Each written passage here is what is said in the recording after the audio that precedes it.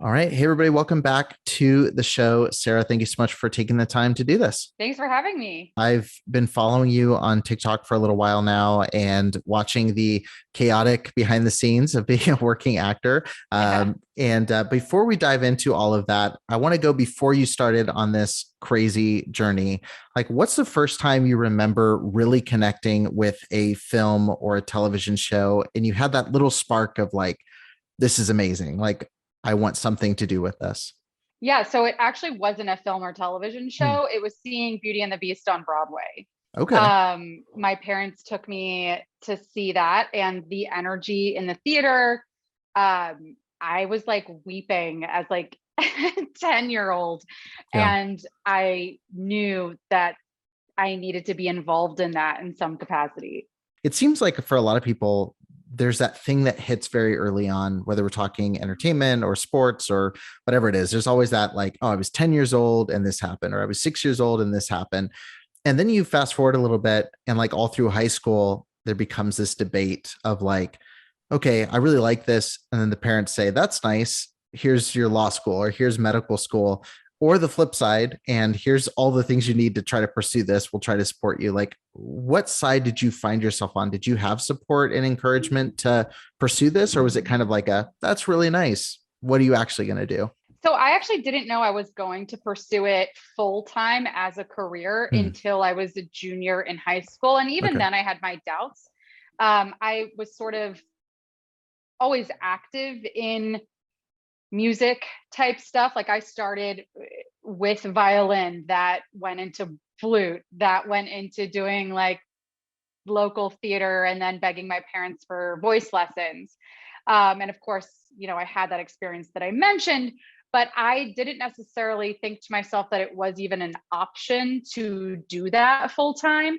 And I would say that the defining moment happened when I was a junior in high school, because that was when my high school got the rights to do Les Miserables. Les Miserables was going off Broadway for the first time after its very, very long run. And high schools were then able to do that as their show. And so my high school did it. There were scouts in our audience, which we didn't know at the time, but they were looking for what they were going to cast as the future of Les Mis. So they were doing this very special performance where they were doing the original cast on the final night of Les Mis. The original cast was going to perform the current cast and then the future cast of Les Mis. Hmm. And I was scouted for my high school production. I went to New York back and forth to audition for a couple weekends in a row. My dad drove me up, was very supportive there to answer your question, and ended up getting cast and Wow. performed on that stage the final closing night of Les Mis. And that, getting cast in that, was the thing that actually made me pause for a moment, because I was a very academic Hmm. kid. I was valedictorian in my high school. I always thought that I was just going to go on scholarship somewhere related to, I didn't quite know what I was going to do, but I was a good student. Yeah. And that was the thing sort of that happened where I just stopped for a moment and I was like, wait, am I actually like capable of doing this as a career? And I really went back and forth. It was a very difficult decision, and my Hmm. English teacher at the time was the one that said, "You got to do it. Like Hmm. you have to do it." And my parents were, I've talked to them about this since, were scared. They were Hmm. scared, but they were supportive. My dad was he was an actuary. He is an actuary. I mean, he's retired now. Both of my parents are, but my dad is an actuary, which is a math job Hmm. essentially. He plans retirements for companies, but he played five instruments. He's always had Hmm. a hand in music, played in the community, in the orchestra, sang in the choirs.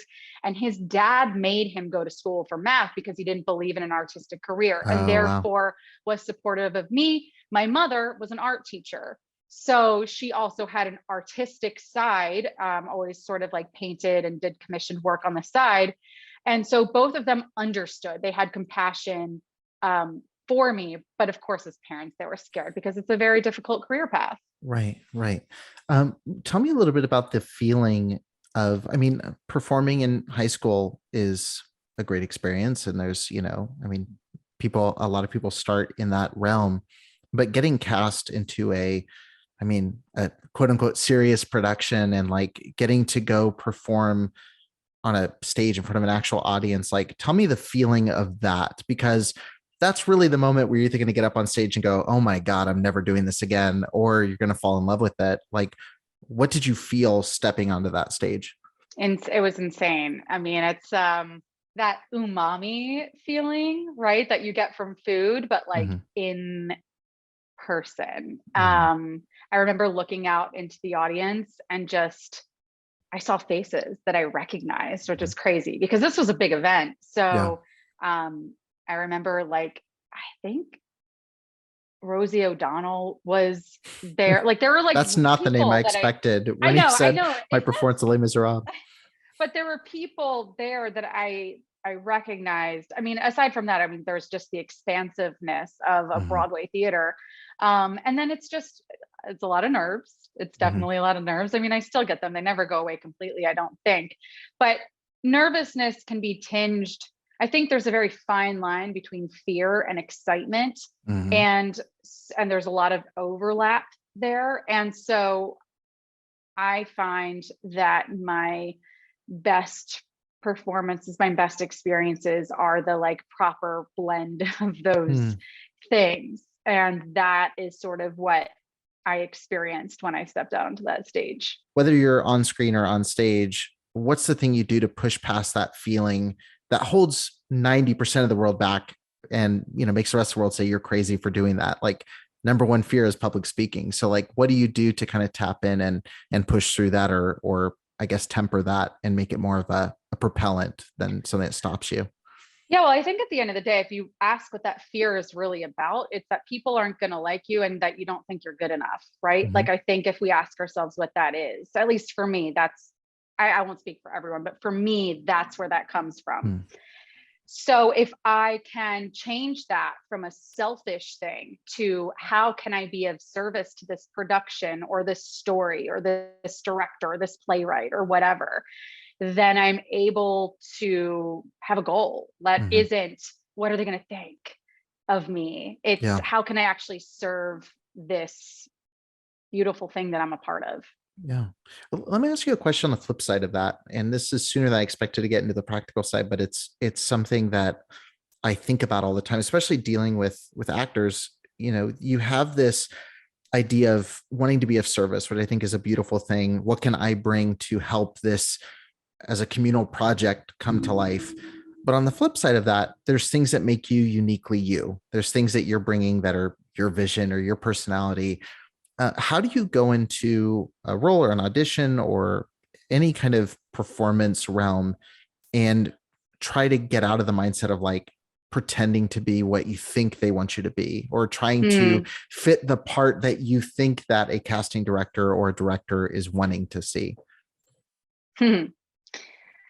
Yeah, it's taken me a lot of years to get Hmm. there. And I'm still not perfect. I mean, even at the other stuff, right, where I say I'm trying to look at how to be of service, I Yeah. mean, there's still the other component Right. that is there. So, but I think um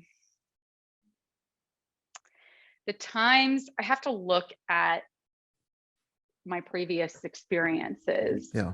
And anytime I've tried to play that guessing game of what do I think they want me to be, it doesn't go well. It Right. never goes well. I don't feel good about it because it feeds my insecurities. It certainly doesn't feel good to them because they want me to come in knowing sort of who I am, be malleable, of course, right? Be Mhm. open to direction. But um, yeah, I have definitely had those experiences where I recall specifically trying to fit what I thought a producer or a director wanted, and it just being so radically uncomfortable and like not ever ending well. Like Yeah. you can ask. I mean, at the end of the day, I think, especially in this world of self tapes that we're currently living in, and for anyone that's listening that maybe doesn't know what that means, right? So in prior to the pandemic, largely auditions were held in person. And now it's pivoted mostly to you record these tapes from home. And I think with that, you don't have the ability to ask. So you have to pick. You have to just make a decision. You can say, I'm going to go big on this and go crazy and have a lot of fun, or like, I'm going to be the more contained part of myself, more modest, whatever you think, and like, you do have to, like, it's still a guessing game, but you ultimately have to be decisive. You can't just kind of land somewhere in the middle. That's not going to get you anywhere. So I always think like, yeah, what part of Sarah, like, actually resonates with this piece, whether it is a silly commercial or, a more dramatic role, like what actually resonates when I read this, what feels authentic to me. And I do it. And like, we don't have the luxury of saying like, hey, was that right? Like, is that cool? You just do it. And I think though, like, while that's very difficult, I think it's actually been a really helpful thing, because it's just the way it has to be now. So like, yeah, now you go into, let's say you get a callback or a director session where they're there, you can still come with, again, your ideas or your conception of a character. And then sure, they can come in with an adjustment. But they picked you for a reason. And I think that's what it comes down to. Like, you have to understand, yeah, maybe it's just your headshot, but that headshot is you, right? Or maybe it's something from your reel. That is you. So they picked you already for a reason. So the more that you can bring your own unique experience, authenticity, personality to something, the better chance you have. You mentioned the fear of what other people are going to think about you, which is something that all of us deal with to some level. But I think that you've done something. I mean, acting, I think, to a lot of people is a terrifying thing. And then you've done something, I think, more terrifying, which is you've really embraced social media and have shown the good, bad, and the ugly. And, fear of what people think is huge for everybody, but especially, someone who's in a very public profession like acting, like to put an x-ray over that and to show the lost auditions or the things that are, you posted, I think 2 or 3 days ago, about losing a job that you'd had for a long time. What pushed you to kind of just document your journey so openly and transparently with people? It's really interesting because I think this actually, for me, it ties into sobriety. I was a huge secret keeper and people pleaser and really kept a lot to myself, whether that's because I didn't think there was enough to go around and I was hoarding information and scared of the competition, or like, it started with using and drinking, but essentially like that pattern of behavior was prevalent in a lot of areas of my life. And one of the things that I really had to learn to get sober was rigorous honesty. And it's so funny to me now because like I was the biggest liar, cheater. Like I mean, a lot of us are, right? Kids steal answers to like, this is not, I'm not saying that we don't share this as humans. But it's a really beautiful thing now that people actually compliment me for my transparency and my honesty and my vulnerability, because I really wasn't always that way. And getting sober taught me that I personally don't have the luxury to secret keep or gatekeep or whatever you want to call it anymore. Because like, for me, it piles up and eventually it will lead me to like drink again. So it's just sort of a side effect that I found my voice on social media in this way, and that my brand essentially is being super transparent and sharing all of it. But I'll tell you something, like, it takes the fear away. Like, I mean, at first it's really, really scary, right? But there's something that takes, like, fear is fed when you don't give, like, if you give voice to your fears and you actually talk about them, it starts to diminish the fear. So I've found the more that I'm able to share things, talk about the stuff that I'm actually going through, like this job loss, let's say, the more I'm opening myself to other people saying, hey, me too, or this is how I Mhm. dealt with it, or it's forming community. It makes you feel less alone. And like, at the end of the day, I don't think there's anything to be had by keeping information to myself. Like I get a lot of joy out of actually helping people and Yeah. hoping that my experiences can, somehow, make it so someone else might not have to go through some of them. Right. Right. Yeah. Did you, when you first started pivoting in this direction, did you feel like a liar? Oh, I'm going to be this authentic, or was it something you didn't really think about in the beginning stages, but it kind of progressed in that direction? Like, because there is that, you know, we identify these certain things, whether it's, feeling like we're disingenuous about something or whatever it is. Like when we first start talking about it, there's always that feeling of hypocrisy that creeps in. It stops us from posting that next thing or doing this pivot in our life. Essentially, I almost said brand, but I mean, really it's our life. Um, was that something you really had to fight with each post in the beginning, or was it kind of the switch of like, okay, let's bear it all, here it is? I'm trying to remember exactly. So, my social media journey it's been a journey. That's for Right. sure. I think when I was hosting HQ Trivia, I branded myself as this like funny, sexy performer. And like that worked for a really long time until it didn't. I just felt very boxed in. Mhm. And like I said, I've done a lot of work on myself. And as I was going through that work, I realized it just wasn't feeling as authentic. And therefore, I wasn't really able to create Right. anymore. I was just stumped.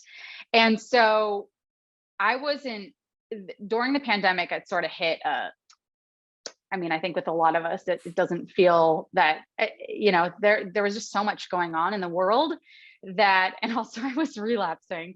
Mm. Um, so there was a lot happening and I just took a giant break. I was Mm. like, I'm not going to create. I'm going to focus on myself and I'm just going to take a step back. I'm not going to force anything anymore. And I hired a coach when I was after this break. I took time off and I didn't know I was going to hire a coach. I didn't know I was going to go about it, but I actually got hired to do a show Mm. um, during the pandemic, um, during this break. And somebody recommended, I was basically booking my own guests for the Mhm. show. Um, and somebody recommended, I was reaching out to friends like, hey, do you know anyone in the social media world who, would be a good guest for the show? And somebody recommended this woman, her name's Jordan Guyton. And she came on my show as a guest. And I was so inspired. There was something about her energy that I don't know, just like touched me. I had no intention of ever hiring her as a coach. Mhm. And we like virtually, she was open enough to, have a chat with me over Zoom after the show. Yeah. And I ended up hiring her and she really helped me talk. She just like helped me talk through, I guess, like what it was that I wanted to provide and who I wanted to show up as. And Yeah. she was the person that really helped me realize that I had boxed myself in and that like, it's okay. Like, that it's okay that we all evolve and like you can share where you're at now and that's Yeah. fine. I mean, it might be hard. And so that was one of the best things I could have done for myself because then I started creating more authentically with where I was at in the present, right? So it Mhm. didn't mean I couldn't be sexy or funny. It just meant like I was also able to show up in these other ways. And so I sort of like started creating content with that and it was kind of all over the place. I didn't really have a niche or anything like Yeah. that. I was just kind of experimenting. And then finally I was creating pretty consistently and I was like, let me take a look at TikTok now that I'm posting all this stuff to Instagram. And I was overwhelmed at first by TikTok. I was like, I can't do this. So I was like, you know what if you again, just treat it like you're curious about it. It's an adventure. It doesn't need to Mhm. be anything. And so I sort of just started, if you look back to my old TikToks, they have nothing to do with acting at all. They're just random things. And I sort of just like, yeah, I just experimented. And when I started seeing more engagement on certain posts, I'd be like, okay, what was it about that like Mhm. resonated with people? And so if you look back at like my first couple of viral posts, they were all like one of them was just because I was so frustrated with the industry, right? I was so annoyed that I was being sent 10, 12-page film auditions to memorize, like that I was filming in my apartment, like had to be turned around in like 24 hours. Like, I'm like, what is this life that we're living? Like, I'm acting with a computer screen. I Yeah. can't even have a reader in my home right now because of COVID. So like, I was just so frustrated because I felt like I was auditioning more than ever, but I was not booking. Yeah. And part of that was because they were able to see more auditions in this virtual world, but booking less, right? So I took that frustration. I was like, guys, this is what it looks like to audition for a film right now.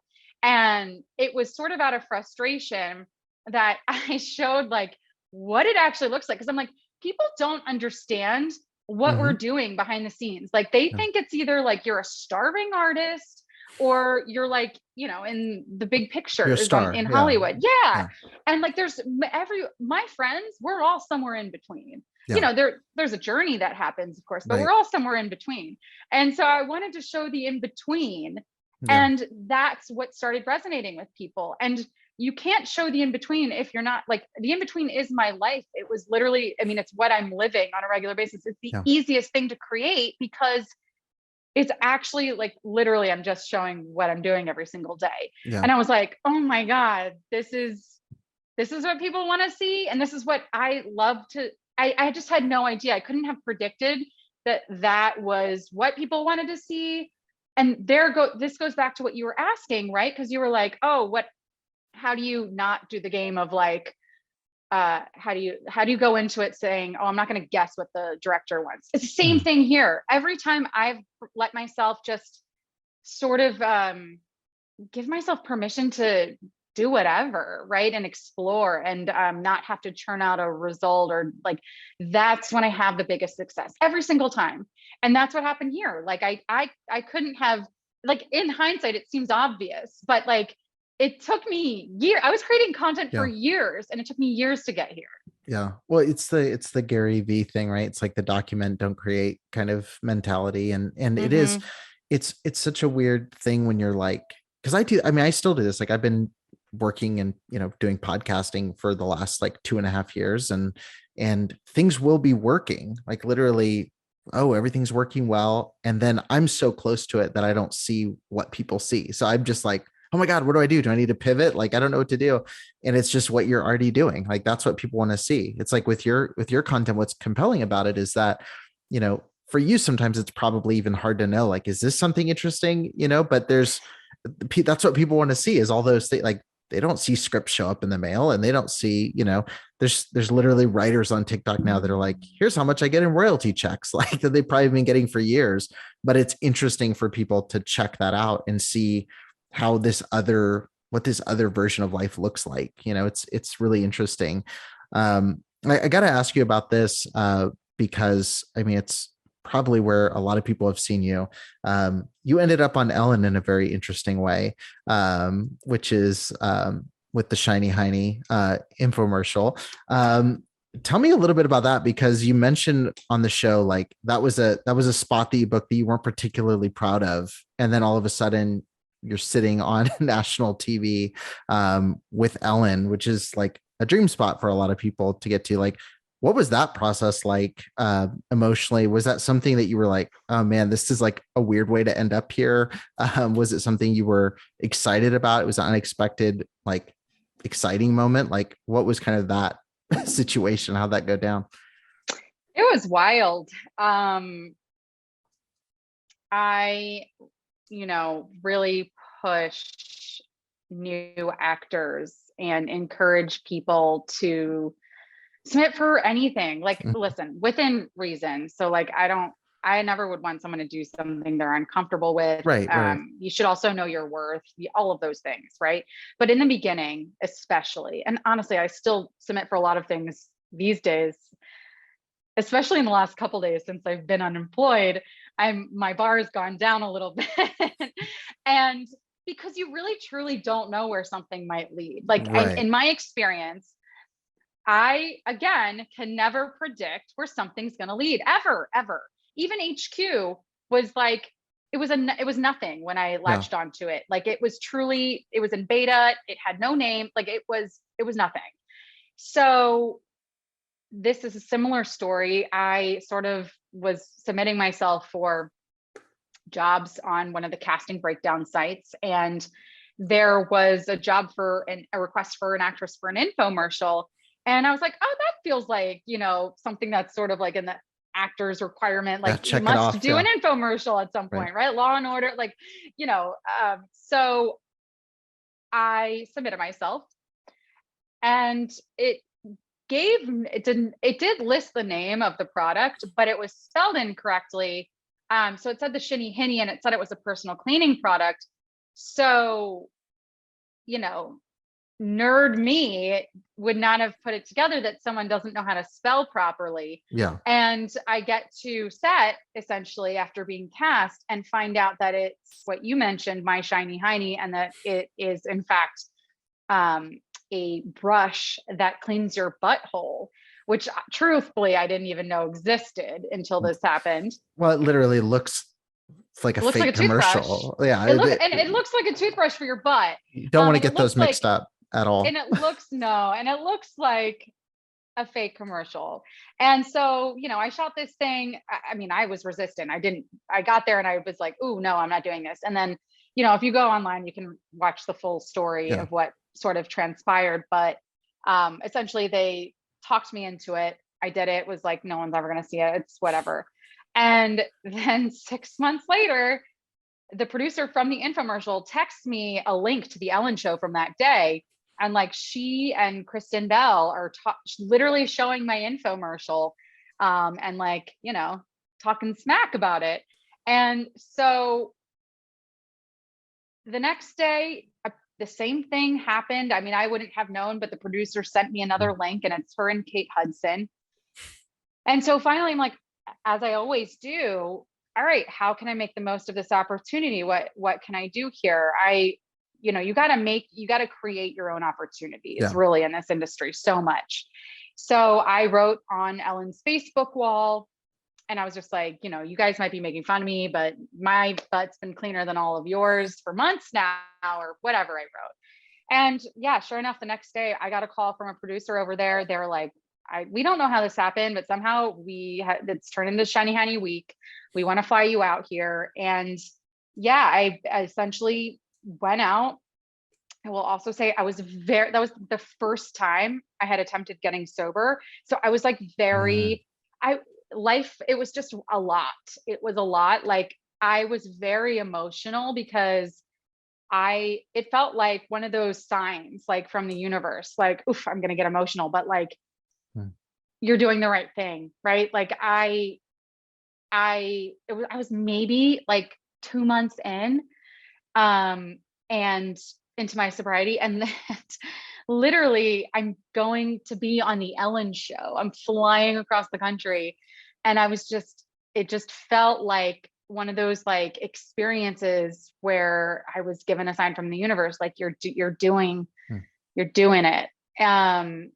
And yeah, I was a wreck. I was so nervous. I'd never done anything like that before. I was so nervous. I was, like I said, emotional, and I was exhausted because I had worked a bartending shift the night before. It was all very last minute. So I think I was on like 2 hours of sleep, and then like went right into the studio and did the thing. And so, yeah, it was just all very overwhelming, but amazing, an amazing experience. Yeah. I was curious what the emotion was behind that, because like it was funny watching your interview and saying like, I told like 5 people that that I did this. And then like, I was curious what the response was like, seeing it on like national TV as like, because I think for some people they'd be like, oh no, oh my God, like there's this thing, that's now live. But like you said, you made the most out of a situation and just went with it.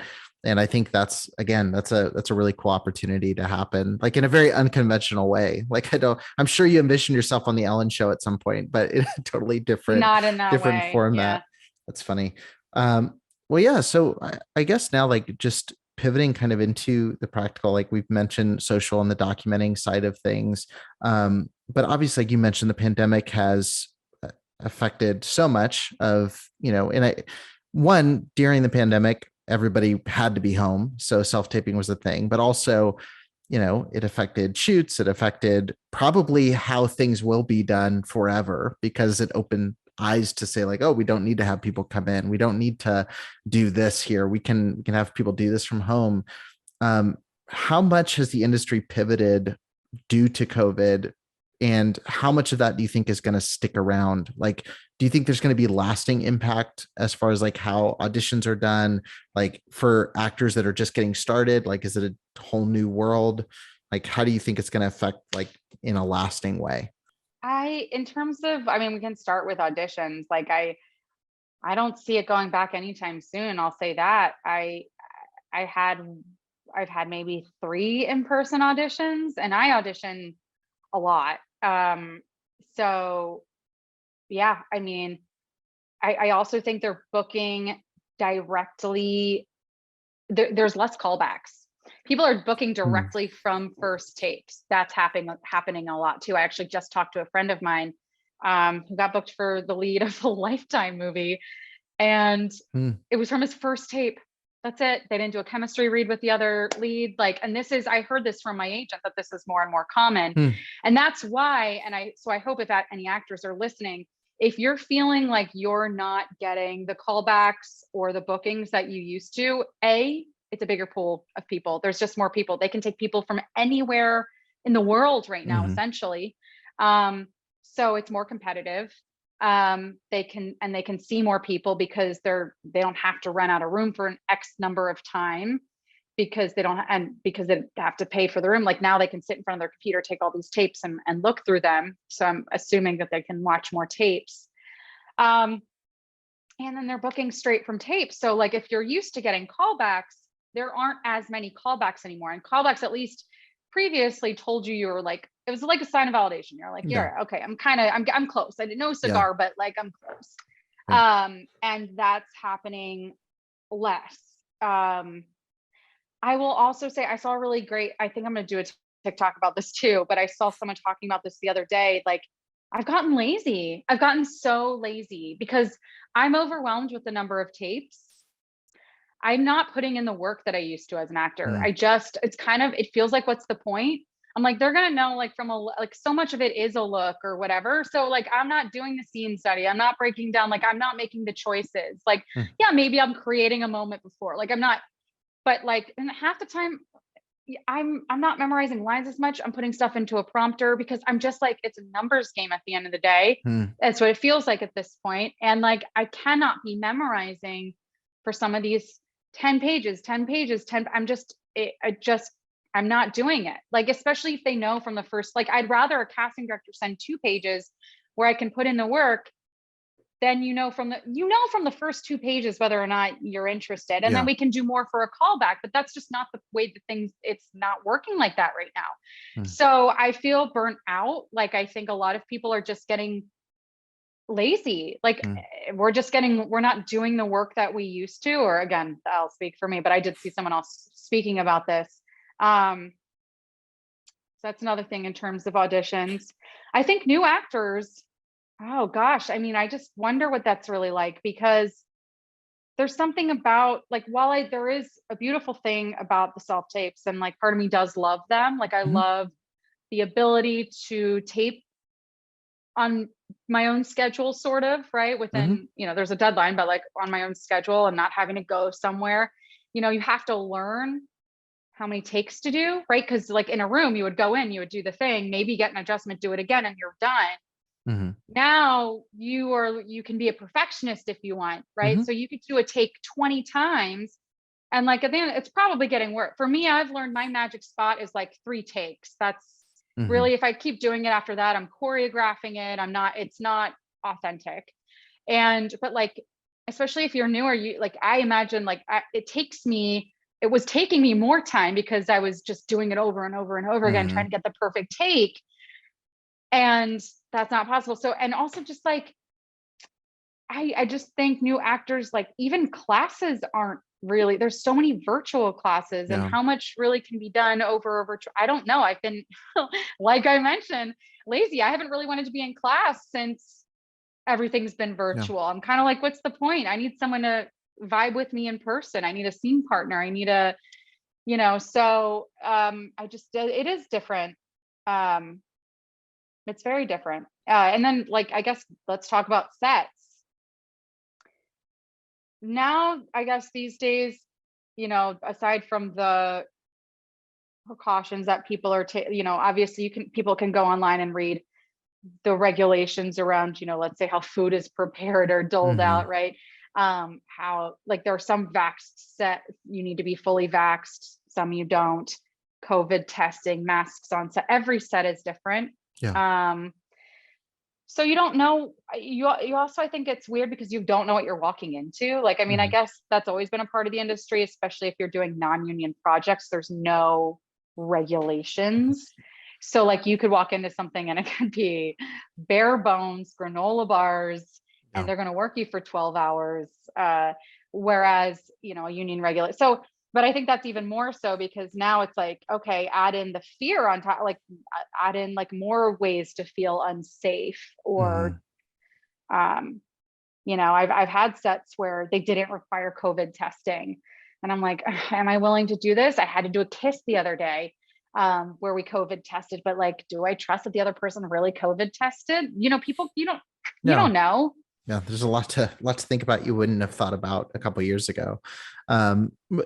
Just last question before moving into kind of the random round side of this.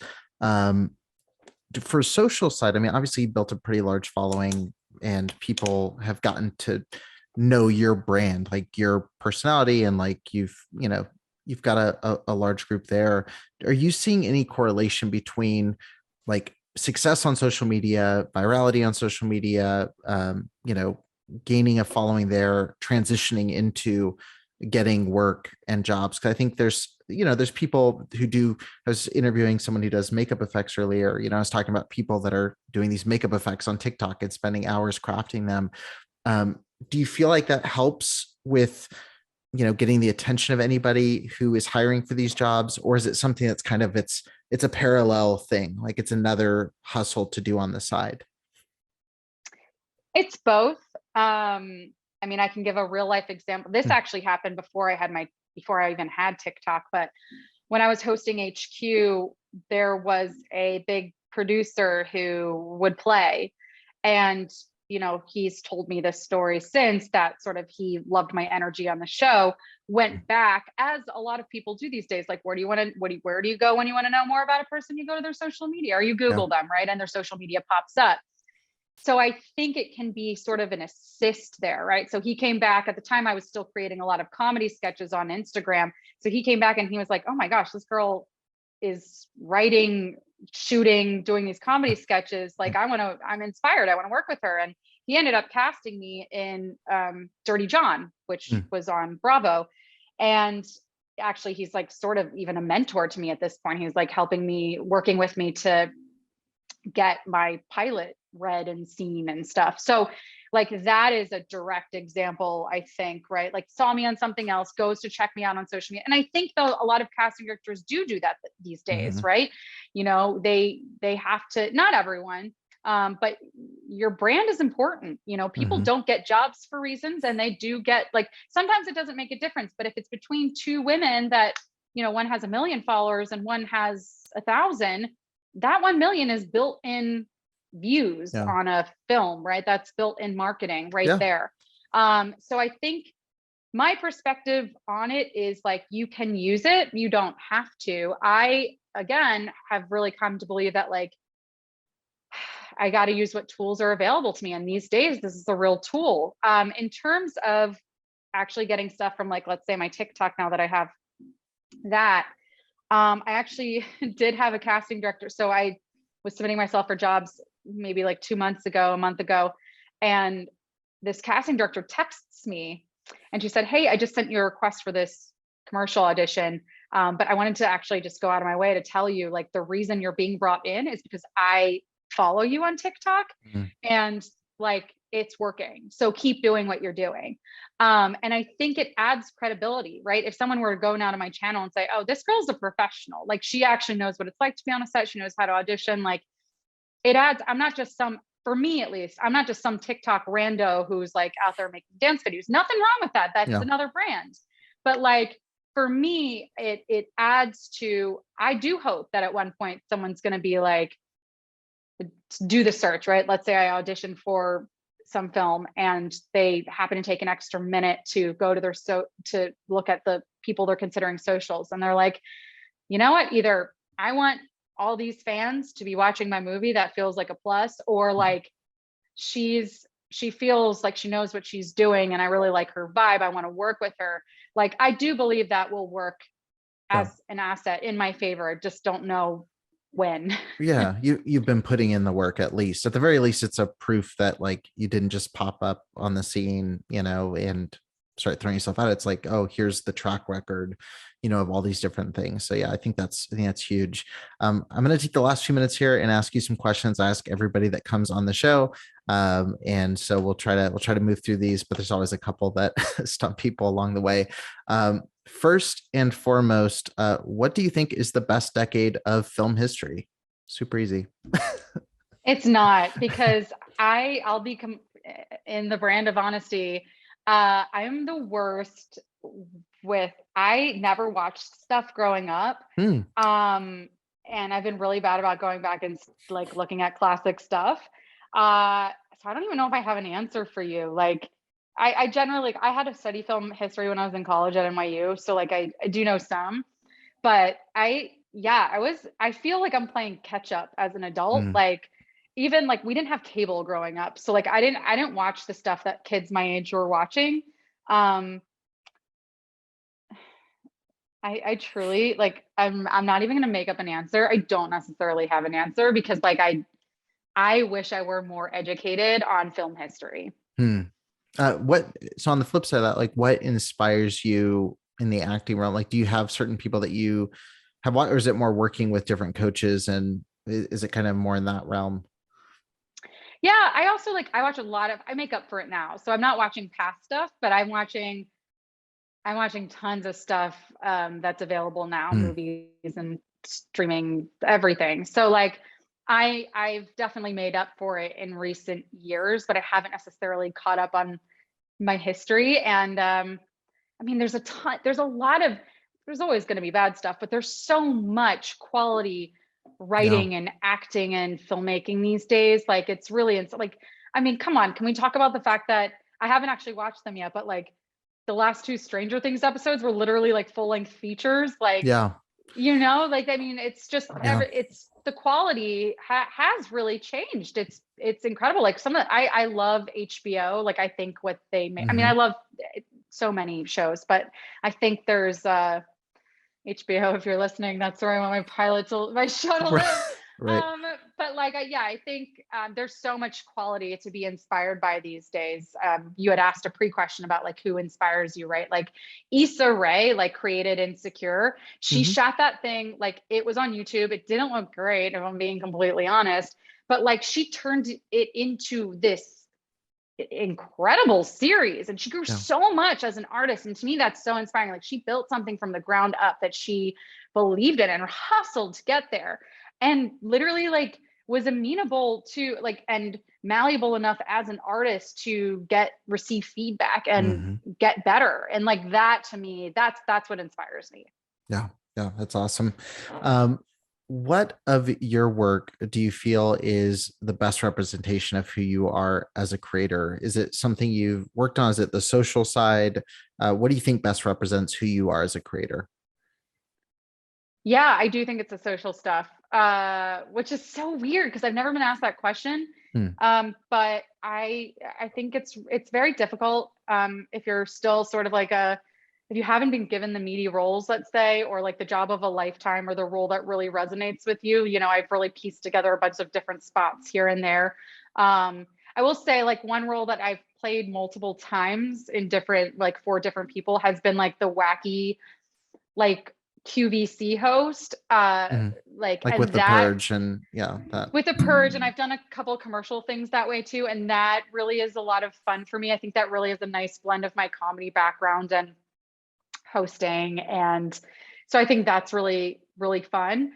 But I do think like the social aspect allows me to have ownership over, yeah, it just shows the fuller picture of who I am. I think if my series is to be made, you will see that there as well, because it's based on a lot of my real life experiences. So I think anytime you're in the driver's seat, then you have the capability of showing more sides of you. Right. I was kind of curious, but I guess we'll have to wait and see. But I was going to say, what would be the ideal role or expression of what you'd want to put out there? So it would be just bringing a lot of yourself into it in that show. Yeah, I mean, I want to play the lead in this show that I've written, and yes, it's a lot of to be continued. Yes. Yeah. Gotcha. What is a film or TV show that people would be surprised to know that you enjoy? I watch a lot of trash. Who doesn't? 90 Day Fiance, like, yeah, you got to get into it. I watch a lot of trash. And it's very interesting because, and I know these are just meant to be the short questions, but I had a huge resentment against reality TV for the longest time because it took away jobs from other actors. But when the pandemic happened, I needed it. It really, really helped me through it. Like, I just was like, I need mindless television. This is what I need. And like, so since I've been sort of a reality TV convert, so like, I currently am enjoying Love Island.